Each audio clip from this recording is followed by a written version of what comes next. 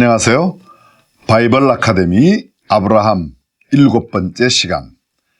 하나님 말씀을 사랑하는 수원중앙 침례교회 성도 여러분 진심으로 감사합니다. 오늘 아브라함 7번째 시간 창세기 17장에 있는 말씀을 함께 생각해 보도록 하겠습니다. 먼저 창세기 17장 말씀을 나누기 전에 우리 지난 시간에 나누었던 16장의 내용을 간단하게 한번 정리해 보도록 하겠습니다. 16장에 이스마엘이 태어나는 이야기, 다시 말하면 하나님의 언약의 시간, 카이로스의 시간을 기다리지 못하고 이런 크로노스의 시간 속에 있는 사레가 아브라함에게 제안하여 하갈을 취함으로 이스마엘이 태어나는 이야기가 창세기 16장의 이야기입니다. 아브라함이 사레의 말을 들었다. 하나님의 말씀을 기다리지 못하고 조급하게 서둘름으로 기다리지 못함으로 빚어졌던 바로 아브라함 가정의 비극, 갈등, 문제 이런 것들을 우리가 함께 생각해 보았습니다. 어떻게 생각하면 인간적으로 사레의 제안이 결코 잘못되었다고 말할 수 없을 만큼 아주 나름대로의 타당한 논리가 있고 또 모든 내용이 상당히 일리가 있는 내용들입니다. 사레의 임신 더 이상 불가능한 그런 때였고 당시 관습으로 여종을 허락함으로 인해서 그 여종이 낳은 아들을 본래 주인의 아들로 삼는 것 있을 수 있는 일이었습니다. 또 아내인 사레가 먼저 제안한 일입니다. 아브라함이 한 일이 아니죠. 사레가 먼저 제안했던 일이죠. 또 아브라함으로서 볼 때 그가 가나안 땅에 와서 벌써 10년이 지났으니까 하나님의 언약의 말씀을 10년 동안이나 기다렸다. 오랜 시간 참고 잘 기다려왔다. 결코 무리한 내용이 아닐 겁니다. 뿐만 아니라 하나님께서 이런 방법으로도 우리에게 자식을 주실 수 있다. 충분히 그렇게도 생각할 수 있을 것입니다. 근데 결국은 따지고 보면 하나님의 때, 하나님의 시간, 하나님의 말씀하신 것을 기다리지 못하고 사레의 생각, 아브라함의 생각이 함께 합쳐져서 하나님의 생각과 계획, 하나님의 시간을 어긴 결과가 되고 말았던 겁니다. 하나님의 사람과 하나님의 사람 아닌 사람의 특징이 무엇입니까? 큰 차이가 무엇입니까? 하나님의 사람은 끝까지 하나님의 말씀대로, 하나님의 뜻대로, 하나님의 계획대로, 하나님의 시간에 맞추어서 살아가는 사람인가 하면 그렇지 않은 세상 사람들, 하나님을 알지 못하고 하나님을 믿느라고 말하지만 형식적인 믿음을 갖고 있는 사람들은 자신의 생각, 자신의 계획, 자신이 기도하고 자신이 계산했던 그런 방법으로 살아가는 사람이라고 말할 수 있습니다. 우리가 이미 잘 알고 있지만 구약성에 나타나는 나아만, 내 생각에는 그 하나님의 사람 엘리사가 나와서 내 당처 위에 손을 얹고 기도하여 나를 낫게 해줄 것이라고 그렇게 생각했습니다. 그러나 그를 따라갔던 그의 신하, 어린 종이죠. 그가 나아만에게 뭐라고 합니까? 아버지 나아만이여, 만약 그 하나님의 사람께서 더 어려운 일을 시켰더라도 할 터인데 요단강 물에 들어갔다 나오라는 것, 그거 왜 못하겠습니까? 우리 주인님 생각에는 요단강보다 더 좋은 다메섹 강이 있고 또 더 좋은 강이 있지만 그것보다 이 강에 들어가라고 그랬으니 말씀대로 들어가는 게 어떻겠냐고. 그리고 그 소년의 제안, 그 신하의 제안을 받아들이고 아브라함이 요단강에 들어갔을 때 살같이 여상하여 어린아이 살같이 되었다고 하는 것입니다. 그렇습니다. 내 생각, 신앙이 뭐예요? 내 생각, 내 계산, 내 의지, 내 경험을 내려놓는 것입니다. 철저히 하나님의 말씀만 순종하는 것이다. 하나님만 믿는 것이다. 이렇게 표현할 수 있을 것입니다. 지난 시간에 이런 내용을 함께 나누었습니다. 그리고 그 하나님의 뜻을 어김으로 내 생각대로 행한 그 일의 결과가 뭐였습니까? 예, 하갈과 사레 사이에, 사레와 하갈 사이에 큰 갈등이 생겼죠. 또 아브라함과 하갈, 아브라함과 사레 사이에도 갈등이 생겼던 겁니다.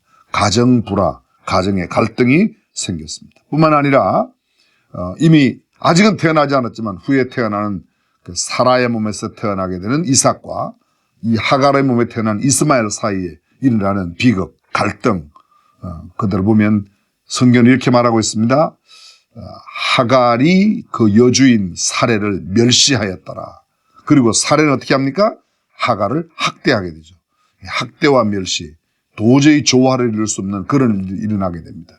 또 이 사례가 아직 잉태하지 못하였음으로 인해서 그런 갈등은 더 심해졌고, 뿐만 아니라 한 걸음 더 나가면 이 하갈로 말미암아 태어난 이스마엘이 훗날 사레의 몸에서 태어나는 이삭을 희롱하는 일이 있었다고 성경은 이야기해 주고 있습니다. 또 있었죠. 그것뿐만 아니라 뭐라고요? 네, 그렇습니다. 바로 이 이스마엘의 후손들과 사라가 낳은 이삭의 후손들, 이스라엘의 전통적인 신앙을 이어받은 사람과 아랍 제후국들의 무려 4,000년간 지금까지 이어져 내려오고 있는 갈등, 그것은 바로 하나님의 말씀을 그대로 지키지 못했던 아브라함 사례의 한순간의 사건이 이렇게 큰 역사적인 비극을 가져왔습니다. 그때의 결론의 내용이 뭡니까? 믿음은 기다리는 것이다. 하나님의 때를, 하나님의 시간을 기다리는 것이다. 조급하게 서둘지 말아라 하는 말씀을 우리가 함께 나누었습니다. 직선적인 시간, 평면적인 시간을 살아가고 있는 우리들, 소위 말해서 어려운 말로 크로노스의 시간을 살아가고 있는 우리 사람들이 크로노스의 시간에만 얽매이지 말고 하나님의 때, 하나님의 시간, 카이로스의 시간을 기다리는 그런 지혜를 배워야 할 줄로 믿습니다. 자, 이제 드디어 오늘 창세기 17장 언약의 하나님에 관한 말씀을 함께 나누도록 하겠습니다. 먼저 창세기 17장 1절의 말씀을 보겠습니다.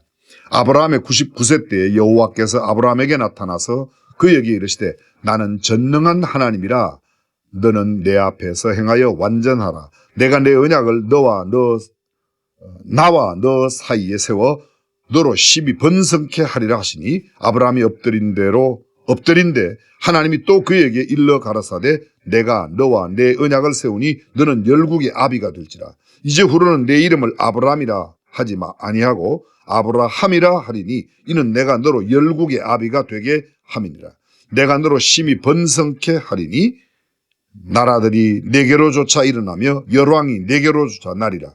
내가 내 언약을 나와 너와 내 대대 후손의 사이에 세워서 영원한 언약을 삼고 너와 내 후손의 하나님이 되리라.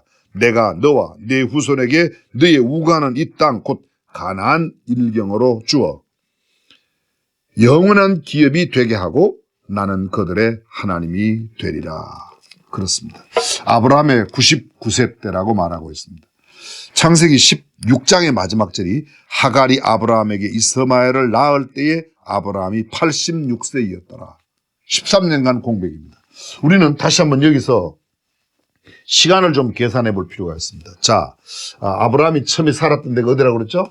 갈대아 우르였습니다. 갈대아 우르에 살던 이 아브라함이 갈대아 우르에 살고 아브라함이 이 갈대아 우르로부터 부름을 받습니다. 근데 부름을 받아서 갈대아 우르를 떠날 때의 나이가 몇 살인지 우리는 알 수 없습니다. 성경은 이 나이는 말아요.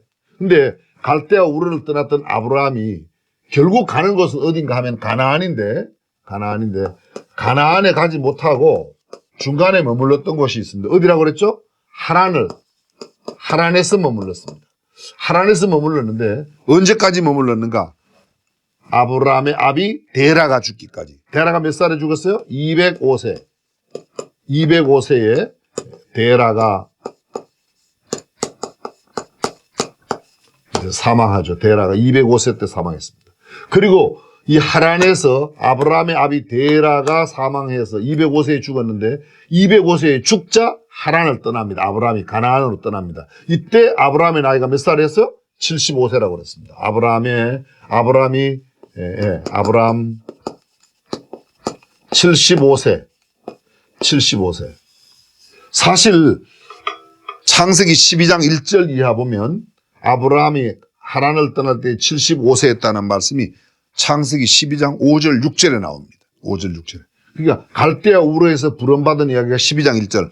그러니까 처음 이야기가 사실 태어나서 아브라함이 데라의 아들로 태어나서 성경 보면 창세기 11장에 데라가 70세에 아브라함과 하란과 나홀을 낳았더라 이렇게 말하고 있습니다. 여기 하란은 데라의 아들이고요. 여기 하란은 땅을 말합니다. 이곳에 하란은 땅을 말합니다. 근데 75세지만 따지고 보니까 아브라함이 하란을 떠날 때가 75세고 205세 데라가 죽었으니까 130세에 아브라함을 낳았다. 이렇게 이해하면 되겠습니다. 이건 여러 번 말씀드렸습니다. 데라가 130세에 아브라함을 낳고 75세, 5년 뒤인 205세의 데라가 죽고 아브라함 75세 되던 그때에 가나안 땅으로 옮겨갔다. 이렇게 말하고 있습니다. 근데 여기까지의 성경의 기록이 별로 없습니다. 하나님께서 아브라함에게 내가 너로 큰 민족 이루겠다. 너를 축복하는 자에게 축복하고 저주하는 자에게 저주하겠다. 그런 내용밖에는 다른 내용 기록된 게 없습니다. 아브라함이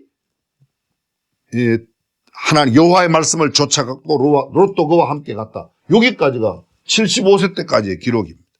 그 75세 때까지는 별로 한 일이 없습니다. 그런데 75세로부터 어디까지요?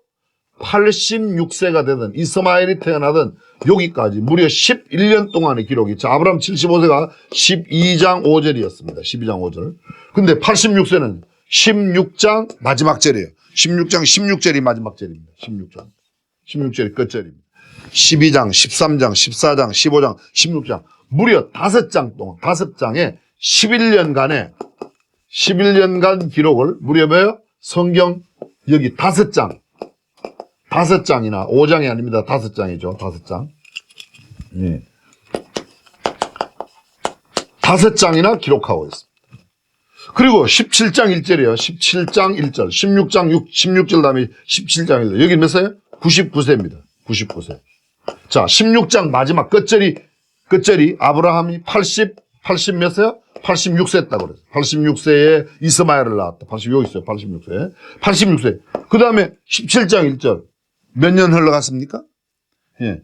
16장 끝절과 17장 1절 사이에 13년이 흘러갔어요. 이 13년 동안의 기록이 하나도 없습니다. 이 13년 동안 무슨 일이 있었어요? 예. 하나님의 말씀 없이 사레가 제안한 하가를 취하여 이스마엘 낳았는데 하나님의 시간에는 의미가 없다는 겁니다. 하나님의 시간. 그리고 창세기 17장부터 시작해서 창세기 25장 7절에 아브라함이 세상을 떠나게 돼요. 몇 살에? 175세. 175세 떠납니다. 그럼 99세 때부터 175세 모두 몇 년이에요? 76년간. 76년간의 기록이 몇 장에 기록되어 있어요? 17장부터 18, 19, 20, 21, 22, 23, 24, 25 초반부까지가 무려 8장이나 여기 8장 동안 기록하고 있습니다. 자, 보십시오. 여기 75세까지 기록이 없어요. 75세까지. 아브라함이 태어난 75세까지. 75년간 기록이 없어요. 여기 75세부터 86세까지 11년 동안 여기 또 기록이 없어요. 여기 또 11년 동안 기록이 없어요. 무려 80 몇 년 동안? 86년 동안 기록이 없어요. 86년 동안의 기록이 없어요. 아브라함이 몇 살 살았다고 그랬죠? 아브라함 몇 살에 죽었어요? 175세. 그럼 175 빼기 86. 그럼 몇 세? 88. 그렇죠? 88이죠. 89인가요? 89년? 170. 그렇죠. 89. 거의 중복되는 시간까지 한다면 한 87년, 여기는 한 88년 될 거예요. 그죠?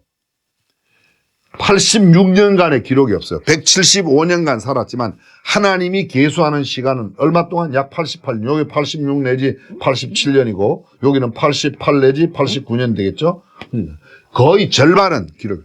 사람의 길이가 얼마나 오래 사느냐보다 더 중요한 것은 하나님께서 인정하시는 시간, 하나님께 인정받을 만한 시간을 얼마나 살아가느냐가 굉장히 중요하다. 우리가 이거 꼭 기억하고 넘어갔으면 좋겠습니다. 이건 아브라함 마지막 죽음의 장면에서 다시 한번 살피기로 하겠습니다. 자, 아브라함 99세 때 하나님이 나타나셨습니다. 그런데 잘 보십시오. 아브라함 99세 때 여호와께서 아브라함에게 나타나서 그에게 이르시되 나는 전능한 하나님이라 너는 내 앞에서 행하여 완전하라. 나는 전능한 하나님이라. 어떤 하나님이요? 예, 전능한 하나님.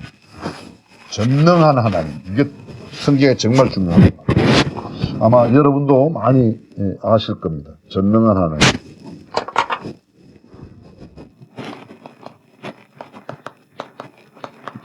전능하신 하나님. 전능하신 하나님. 이게 히브리어로 엘 하나님이에요. 샤다이. 하나님은 전능하신 하나님. 여러분 성경 속에 우리는 이미 하나님이 전능하시다는 거 알고 있습니다. 그런데 하나님의 전능하심에 대해서 가장 먼저 언급하는 데가 창세기 17장 1절이에요. 창세기 17장 1절. 창세기 17장 1절이 하나님은 전능하십니다. 하나님의 전능하심이 무슨 그렇게 큰 의미가 있는가? 의미가 있습니다. 왜냐하면 아브라함은 전능하신 하나님을 온전히 신뢰하지 못함으로 인해서 하갈을 취해 아들을 낳았어요. 하나님의 전능하심을 믿는다면 하나님의 때까지 기다리죠. 우리가 비록 아내가 정수가 끊어져 아이를 갖지 못한다고 하나님의 전능하심을 얼마든지 아이를 갖게 할 수 있다. 그렇게 믿지 못하니까 하나님의 전능하심을 믿으면 우리가 그렇게 두려워할 게 없습니다. 왜요? 그 전능하신 하나님이 나의 아버지시니까. 나는 그분의 자녀이니까. 내가 무슨 위험한 일을 만나면 전능하신 우리 아버지가 그냥 두겠습니까? 그렇죠. 이 전능하신 하나님을 믿는다는 것은 굉장히 큰 의미가 있습니다.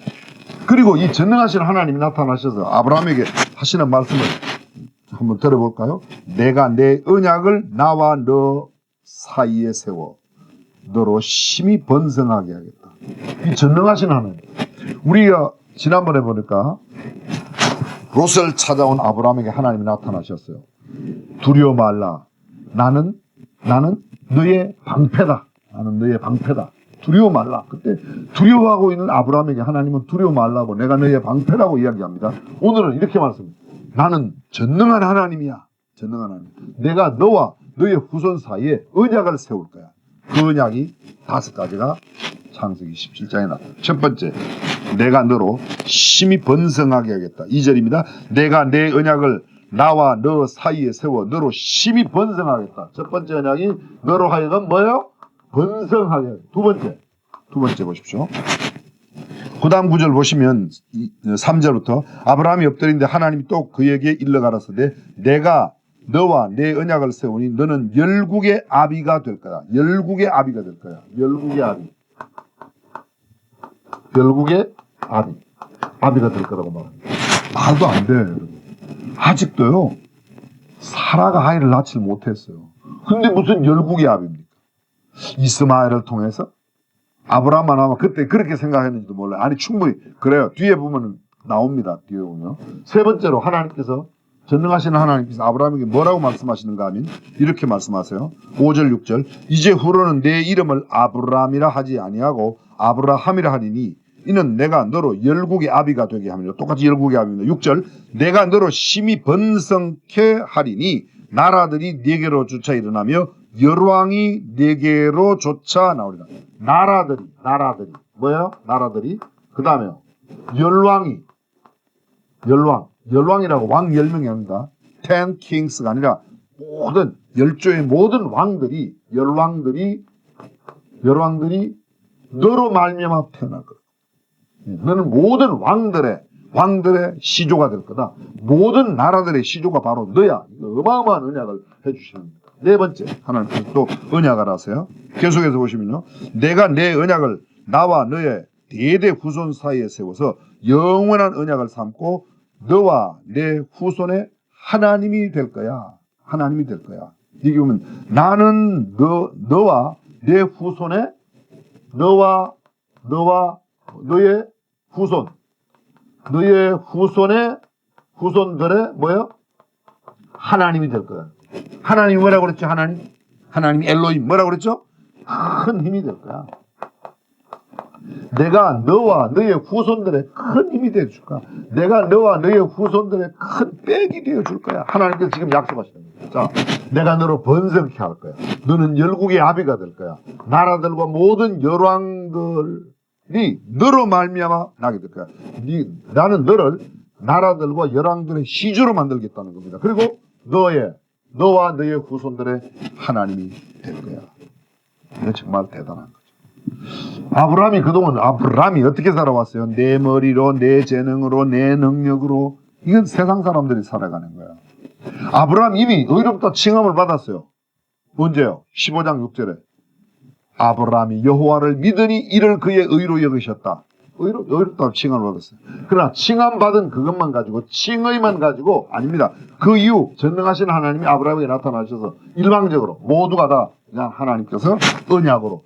그래서 창세기 17장의 가장 중요한 내용이 뭔가 하면요. 하나님의 언약이에요. 하나님의 언약.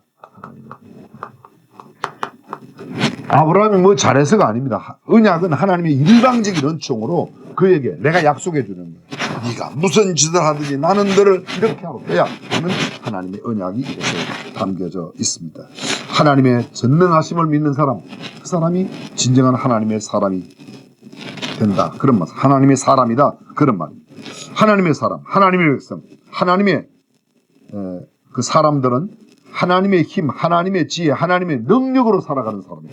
하나님의 지혜, 하나님의 능력으로 살아가는 사람이 하나님의 사람이죠. 내 머리로 살아가는 것은, 내 생각으로 살아가는 것은 내 지혜, 내 경험, 내 논리, 내 계산, 내 방법, 내 철학, 내가 모든 것을 운영한다면 그건 하나님의 사람이 아니라는 겁니다. 그렇습니다. 이 하나님의 사람이라는 표시가 필요해요. 표시가. 그래서 하나님께서 아브라함에게 이야기하시는 게 뭔가 하면 할례라. 할례는 아브라함의 신체 일부의 표피를 잘라내는 것인데요. 할례, 이건 하나님의 사람으로서의 표시이죠. 하나님. 자, 여기서 잠깐 이미 조금 전에 설명드렸지만 생각해 보겠습니다. 하나님께서 할례를 받기 전에 의롭다고 칭하셨어요. 칭의를 받기 주셨어요. 아브라함이 할례 받기 전에 의롭다고 칭함을 받았어요. 근데 의롭다 칭함을 받고 난 이후에 뭐예요? 그 다음에 할례를 받았단 말이죠. 이 할례를 많은 신학자들이 신학 지금 우리 시대를 살아가고 있는데 이건 우리는 또는 침례, 어떤 사람들은 이제 세례라고도 하죠. 근데 침례 세례라고 하는데 침례를 받거나 할례를 받고 침례를 받아서 의롭게 되는 것이 아니라 이미 의롭게 된 하나님의 사람들이 외적 표시로 뭐예요? 할례를 받는 겁니다. 소위 역사적으로 보면 이단이 있었어요. 그 이단 가운데 하나가 뭔가 하면 침례 중생설, 세례 중생설. 다시 말하면 할례를 받아야 이스라엘 백성이고 영적인 하나님의 자녀도 아닙니다. 영적인 하나님의 자녀이기 때문에 자녀된 증거로 할례를 받는 거야. 침례를 받아 구원받는 게 아니고 구원받아 하나님의 자녀가 되었기 때문에 침례를 받음으로 외적인 표시를 갖게 되는 것입니다. 이것이 바로 할례 또는 신학적 의미라고 말할 수 있습니다. 이것이 창세기 17장에 나타나는 아주 중요한 사건이죠. 꼭 기억하셔야 합니다. 침례를 받았다고 구원받는 게 아닙니다. 구원을 받았기 때문에 침례를 받음으로 하나님의 자녀됨의 표식을 갖고 살아가는 것입니다. 자, 마지막으로 17장이 마지막에 나타나는 사건이 뭔가 하면 하나님께서 또 하나를 언약하십니다. 그게 뭔가 하면요, 사례의 이름을 사라라고 바꿔요. 자, 아까 이름을 바꿨어요. 무슨 이름을 바꿨죠? 아브람을 아브라함으로 바꿨습니다. 그렇죠? 이 아브람이란 이름의 뜻은 높임 받는 아버지다.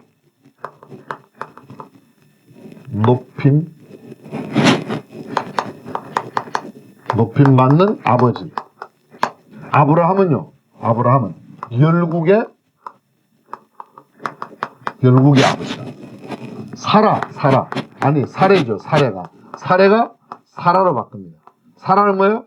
열국의 의미입니다. 열국의 의미.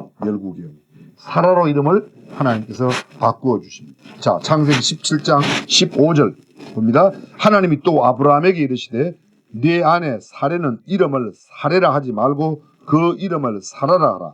내가 그에게 복을 주어 그로 네게 아들을 낳아주게 하며 내가 그에게 복을 주어 그로 열국의 어머니가 되게 하리니 민족의 열왕이 그에게서 나리라. 아브라함이 엎드려 웃으며 심중에 이르되 100세 된 사람이 어찌 자식을 낳을까? 사라는 90세니 어찌 생산하려 하고 아브라함이 이에 하나님께 고하되 이스마엘이나 하나님 앞에 살기를 원하리라. 지난 시간에 말씀드렸죠. 아브라함은요, 하나님 그돌라오멜 전투에서 이기고 롯을 구해왔을 때 나는 너의 방패야, 내가 너의 상급이야 그랬더니 하나님 상급이라면 이 엘리에셀을 내 후사가 되게 해주십시오. 그렇게 말합니다. 99세에 하나님께서 아브라함에게 나타나서 이야기합니다. 내 아내가 이제 앞으로 많은 자녀를 낳아서 열국의 어미가 될 거야. 너는 열국의 아버지가 될 거야. 하나님, 이 이스마엘이나 키워주세요. 이스마엘이나. 벌써 18장 17장 아브라함이 이 하나님께 고하되 이스마엘이나 하나님 앞에서 살기를 원하는 아이다. 그렇게 의롭다 칭함을 받고 할례도 받고 말이죠. 하나님께서 그렇게 언약을 주었는데도 아직도 뭐예요? 인간적인 모습이 있어요. 지난 시간에 말씀드렸지만 여전히 우리의 모습, 연약한 우리의 모습이 이 아브라함 속에서 우리가 볼 수 있는 게 아닌가 이런 생각을 갖습니다. 그러나 우리는 기억합니다. 하나님의 사람은 반드시 하나님의 말씀대로 살아야 된다 하는 내용이죠. 이 17장에 나오는 말씀 가운데 이 말씀은 인간적인 너무나 인간적인 아직도 하나님의 사람이라고 보기에는 참 아닌 것 같은 그런 아브라함의 모습이 있습니다. 이 이스마엘이나 자 19절 보십시오. 19절 하나님이 가라사대 아니라 내 아내 사라가 정녕 내게 아들을 낳으리니 너는 그 이름을 이게 하나님의 아주 놀라운 결의가 들어있는 그런 말씀 아니야 내 아내가 내 몸에서 날 자가 너의 후손이 되고 그대가 큰 미소린다.